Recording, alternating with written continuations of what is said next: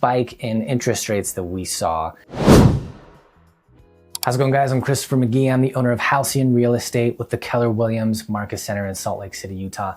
Today is the 22nd of December, just 3 days away from Christmas. Merry Christmas. I won't see you between now and Christmas. So Merry Christmas. Almost the end of the fourth quarter. We'll have one more video before that. And this is the Numbers in the Nuance, where you come weekly in order to know exactly what Utah's housing market looks like. So let's jump right in. I'll just give you my quick, brief synopsis of what the market looks like myself, just with words, and then I'll cut to showing you the charts with all the numbers that I pull right off the MLS and a couple other spots to give you a clear picture of exactly what our market looks like right now. You make better decisions with better data. Let's check it out. No major stories to convey. I will say that I'm happy. Things are basically going as they tend to go in Utah real estate heading into winter. We're seeing things trend the way they seasonally trend, and we're still seeing the effects of the housing market pop that we all went crazy about in 2020 and 2021. We're still seeing the effects of that inflation on our market and the effects of the resultant spike in interest rates that we saw in order to manage that inflation. So I will say I am encouraged by the relative consistency with which the downward pressure on our average home prices has actually yielded an effect. So average home prices still over where most of us feel like they ought to be, but there's still enough demand. And we actually saw an increase in demand across the last couple of weeks, as demand is measured by the number of homes sold weekly. So there's still enough demand that sellers don't feel enough pressure yet to really put major cuts on their asking prices, but there's enough downward pressure that we have seen moderate, consistent steps down across the last 2 months as a trend. But let's go and look at the numbers and see how it all plays out in the big picture. Okay, so here's where things are in the Utah housing market as of the 22nd of December, 2025. Our current inventory housing supply stands at 11,480 homes available for sale right now.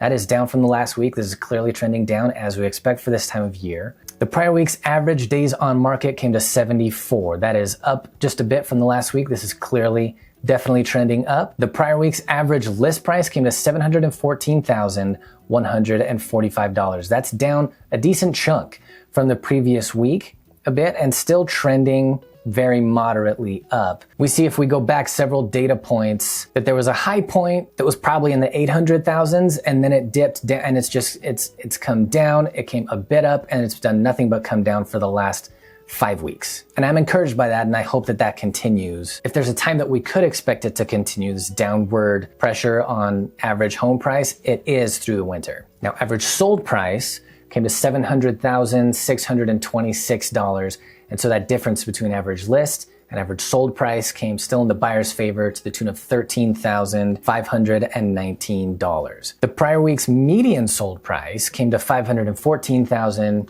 even, and that's down a chunk from the previous week. So always good to know where average home price is versus median home price, where more people are actually having an experience. That's closer to a little over 500K right now. Last week, there were 596 homes sold. That's up from the previous week, and this is trending up if we look at it across the last month or two, but it is trending moderately down, as we would expect, as we see it here from the beginning of the third quarter. Currently, there are 4,207 homes under contract, and that's down from the previous week, as we expect, and trending down. The prior week's number of price reductions, the number of times that sellers actively on the market decided they needed to bring their price down in order to attract an offer, that came to 598 this last week. That's down from the previous week.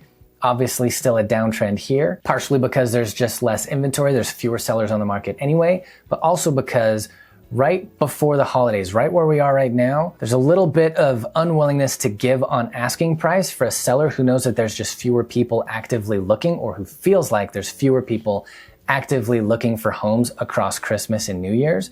So I won't be surprised if January sees an increase in this number of the number of price reductions on a given week. Last week, the number of listing contracts that were either canceled, expired, or withdrawn from the MLS came to 501. That's up a bit from last week, and this is trending moderately up. And last but not least, as always, interest rates.